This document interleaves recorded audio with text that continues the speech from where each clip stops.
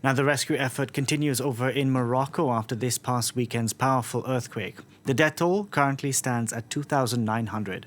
Hundreds of thousands of people in the country have been left homeless, including those in mountain villages that were among the hardest hit. We can now go across to France 24's Luke Shrago standing by in Marrakesh for us.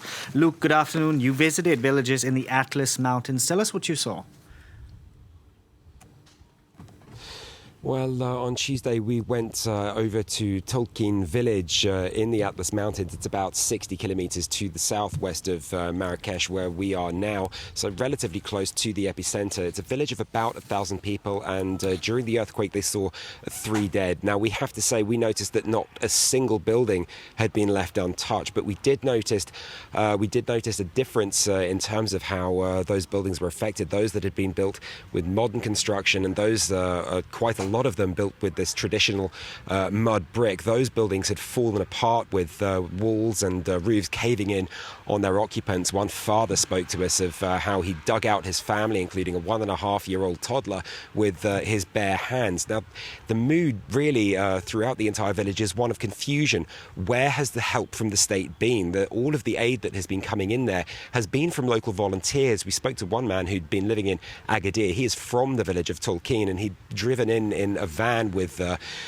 blankets and tents, whatever he could bring in. And that is the kind of aid that these villages are seeing. People sleeping outside in makeshift tents, a lot of them made with just with tarpaulins and sheeting.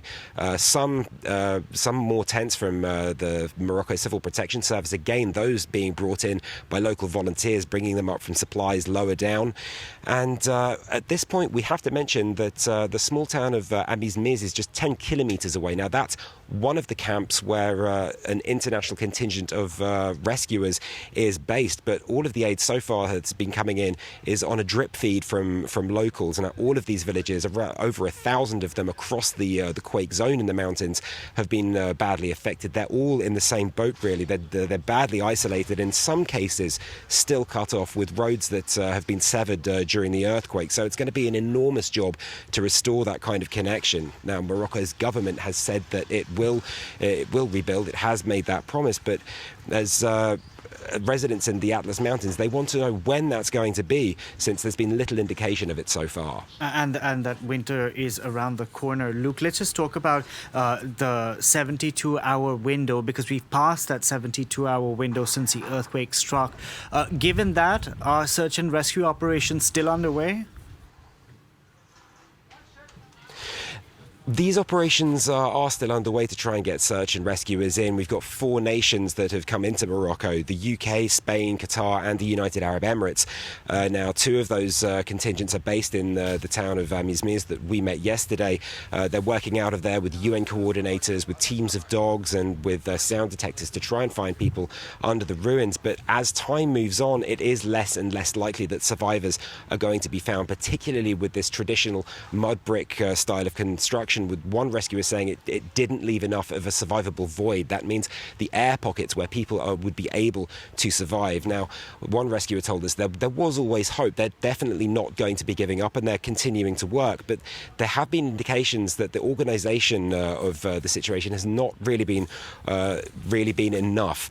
One team we spoke to said that they'd spent 8 hours on the road on Tuesday in total, 4 hours to get somewhere where they were told that they'd need to be rescuing people. They got there and they found out there was no one there to rescue, and they had to drive 4 hours all the way back. Now, again, in the 3 days from Sunday to Tuesday, one rescuer told us that not a single team had found anyone to rescue, that they hadn't found any survivors at all, and that it was highly likely that anyone who did survive was pulled out from under the ruins within the first 20 minutes after the earthquake.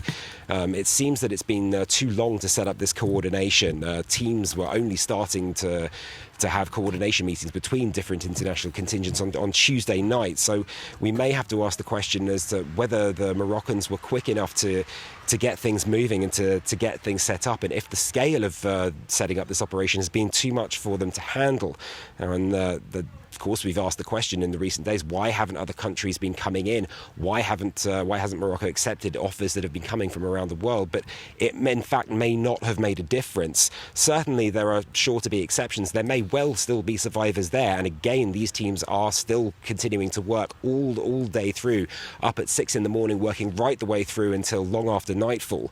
But it seems that we may well, at this point, be moving into a period of body recovery rather than rescue, not to mention the need to bring in concrete aid to the people who need to rebuild their homes and their lives.